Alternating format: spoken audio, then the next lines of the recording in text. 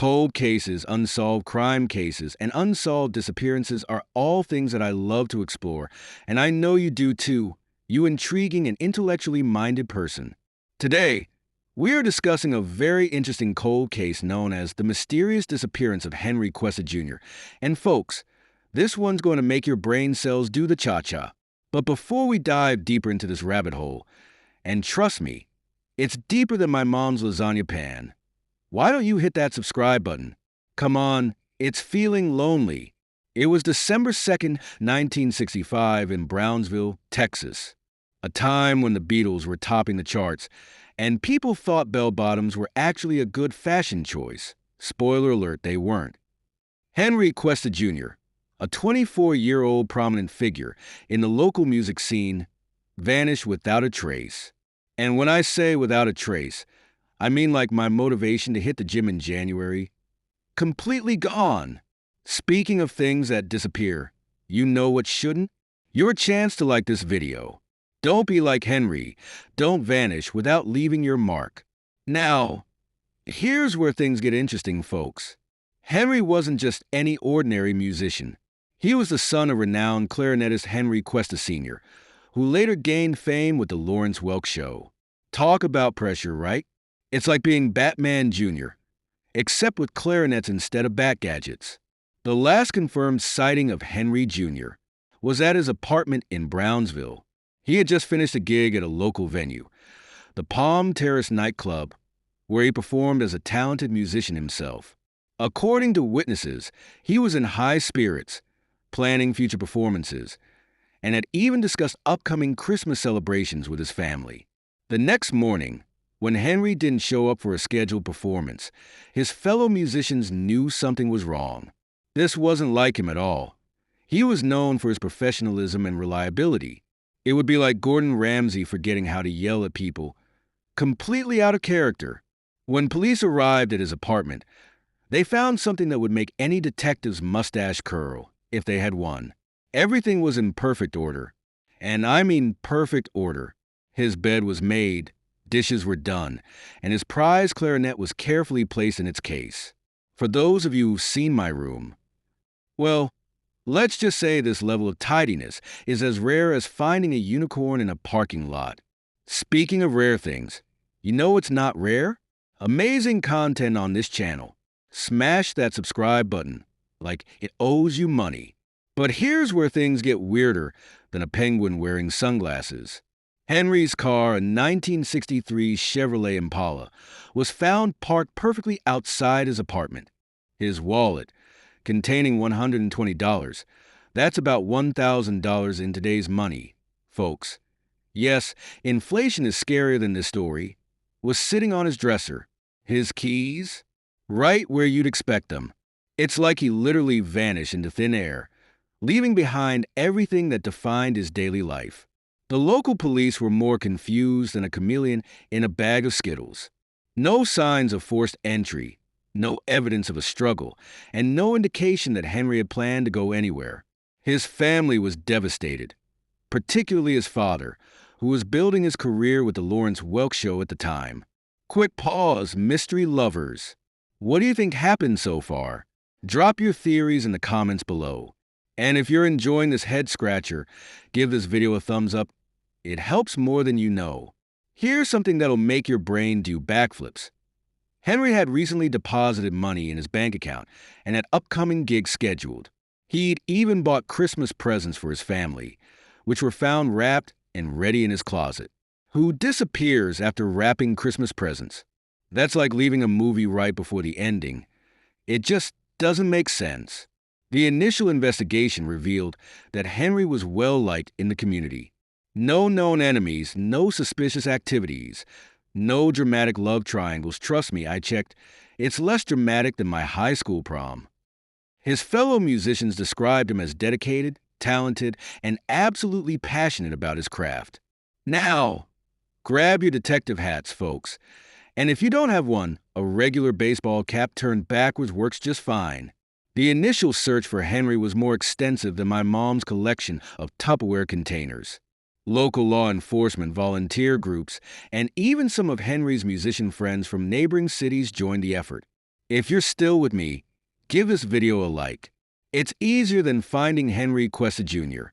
Too soon? Sorry, dark humor is like food. Not everyone gets it. The investigators interviewed everyone at the Palm Terrace nightclub where Henry had last performed. According to the club owner, Henry had been in particularly good form that night, even treating the audience to an impromptu jazz solo that had the whole place swinging. His last known words to the club owner were, "See you tomorrow night." Plot twist. Tomorrow night never came. Here's something that'll make your conspiracy theory senses tingle. 2 days before his disappearance, Henry had made a mysterious phone call that lasted about 20 minutes. His roommate, yes, he had won, but they were out of town when Henry vanished, reported hearing him speak in hushed tones. When asked about it, Henry just smiled and said it was about an upcoming gig. Spoiler alert, no one ever found evidence of the supposed gig. Speaking of mysteries, you know what shouldn't be a mystery? Why you haven't subscribed yet? Hit that button. It's free, and unlike Henry, you can always change your mind later. The police did find one peculiar detail that's weirder than pineapple on pizza. Sorry, not sorry to all Hawaiian pizza lovers. Henry's favorite jacket, a brown leather one he wore almost everywhere, was missing. But here's the kicker. It was the middle of a Texas December with temperatures hitting the 80s. Who takes a leather jacket and leaves their wallet behind in that weather? It's like bringing a snowboard to a beach party. His father, Henry Cuesta Sr., took a break from his rising career with the Lawrence Welk Show to assist in the search. He even hired private investigators, who turned up about as many clues as there are vegetables in a candy store. Zero, zilch, nada. In the weeks following Henry's disappearance, investigators uncovered several peculiar leads that were about as helpful as a chocolate teapot. First up, the mysterious bank activity. 3 days after Henry vanished, someone attempted to access his bank account from a location in Mexico. Plot twist. The signature didn't match Henry's, and the bank refused the transaction faster than I refused to eat Brussels sprouts. Speaking of refusing things, don't refuse to hit that subscribe button. Your future self will thank you, unlike these investigators, who probably still thank nobody for these dead ends. Here's where things get spicier than my aunt's mild salsa. Multiple witnesses came forward claiming they'd seen Henry in various locations across Texas. One said they spotted him at a jazz club in San Antonio. Another swore they saw him boarding a bus to Mexico City. And one particularly creative soul claimed they saw him working as a street musician in Austin. Spoiler alert, none of these sightings panned out. They were about as reliable as my New Year's resolutions. The police developed 3 main theories, each more intriguing than the last. Some believed Henry orchestrated his own vanishing act, better planned than my excuses for being late to work. But here's the thing. Who leaves behind $120 in 1965 money? That's like abandoning a winning lottery ticket. Some investigators suspected Henry had stumbled upon something in the local music scene that he wasn't supposed to know. Remember that mysterious phone call? Yeah. Suddenly it's more suspicious than my dog's innocent face near a torn-up pillow. Some believed Henry assumed a new identity, possibly with help from unknown parties. This theory gained traction when, in 1966, a clarinet player matching Henry's description and skill level appeared in a small Mexican orchestra. But just like my attempts at cooking French cuisine, this lead went up in smoke. If these theories are making your brain do gymnastics, hit that like button. It's easier than solving this case, I promise. The investigation took a wild turn when police discovered Henry had been writing a music piece he called the Night Symphony. His notes about it were, let's say, unusual. He described it as music that tells secrets. The composition was never found, vanishing like my motivation after eating an entire pizza. His father, now gaining more recognition with the Lawrence Welk Show, never gave up the search. He hired 3 more private investigators over the years, spent thousands of dollars on leads, and even consulted with psychics, which turned out to be about as useful as a screen door on a submarine. One of the most compelling pieces of evidence came from a night watchman at a bus station who remembered seeing someone matching Henry's description getting into a black sedan around 2 a.m. on the night of his disappearance. The car's description? About as vague as my grandmother's cooking instructions. A big dark car with shiny wheels. Thanks. That narrows it down to approximately every car ever. The investigation also revealed that Henry had been keeping a journal, but because why make things easy? The last few pages were mysteriously torn out. The remaining entries showed no signs of distress or plans to leave, though he did write about feeling like he was on the verge of something big. Bigger than my coffee addiction? Probably not. Let's fast forward to the modern developments of the Henry Cuesta Jr. case, which are about as clear as my vision without glasses, which is to say, not at all. But buckle up because things get interesting. In 1975, 10 years after Henry's disappearance, his father received an anonymous letter that was more mysterious than why we park in driveways and drive on parkways. The letter, postmarked from New Orleans, contained only a musical note drawn in what appeared to be Henry's distinctive style, along with the words, "The symphony continues." Talk about cryptic. It's like getting a text that just says K. If you think that letter was actually from Henry, hit that like button. If you think it wasn't, hit it twice. Spoiler, it still only counts as one like, but I appreciate the enthusiasm. The 1980s brought a fascinating twist when a jazz musician in Vancouver claimed he'd played with Henry in a small club in Mexico City in 1977. He even had a photo to prove it. But like my attempts to eat healthy, this lead fizzled out. The photo was too blurry. Apparently, catching Bigfoot on camera is easier than getting a clear shot of Henry Cuesta Jr. In 1995, the case got a modern makeover when cold case detectives reopened the investigation using new technology.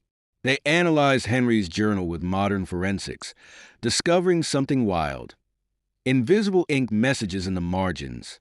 But before you get too excited, like me finding out pizza is on the way, the messages were just music notes. Either Henry was working on secret compositions, or he really needed to invest in a proper notebook. The 2000s brought the internet age, and with it, more theories than a conspiracy convention. My personal favorite? The one suggesting Henry became a secret government musician, composing classified tunes for mind control. Because apparently, the government needed a clarinet-playing secret agent. Move over, James Bond. In 2010, Henry's case file was digitized, revealing previously overlooked details. For instance, his leather jacket that went missing? Turns out it had a custom-made inner pocket, specifically designed to hold sheet music. Was he carrying something important that night? Something worth disappearing for? It's like finding out your favorite sweater has pockets. Game-changing information. If these revelations are blowing your mind, smash that like button harder than Henry's disappearance smashed his family's hearts. Too dark? Maybe. True? Definitely. The most recent development came in 2018 when a retired detective made a startling admission. There was a second phone call, made from Henry's apartment the night he vanished. The number? Traced to a payphone that was located near. Drum roll, please. The Palm Terrace nightclub. But like my dating life, this lead went nowhere. Today, Henry Cuesta Jr. would be in his 80s. His father, who passed away in 2003, never stopped believing his son was alive somewhere, playing his clarinet and living another life. The case remains open, sitting in a filing cabinet somewhere, probably collecting more dust than my exercise equipment. So, what happened to Henry Cuesta Jr.? Did he choose to disappear, crafting a new life away from his rising musical family? Was he involved in something dangerous that forced him to vanish?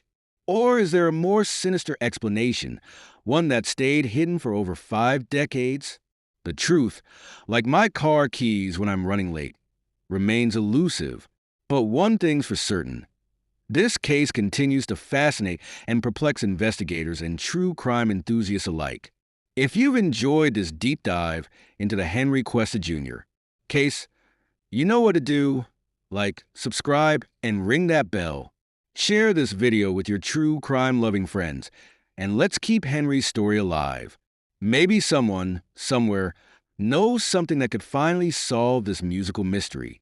And remember, sometimes the most baffling cases are the ones that make us question everything we think we know about disappearances. Until next time, keep questioning, keep exploring, and most importantly, keep that true crime curiosity alive. Drop your theories in the comments below. I read them all, even the crazy ones. Especially the crazy ones. And stay tuned for our next unsolved mystery. Trust me, it's going to be even more mind-bending than this one.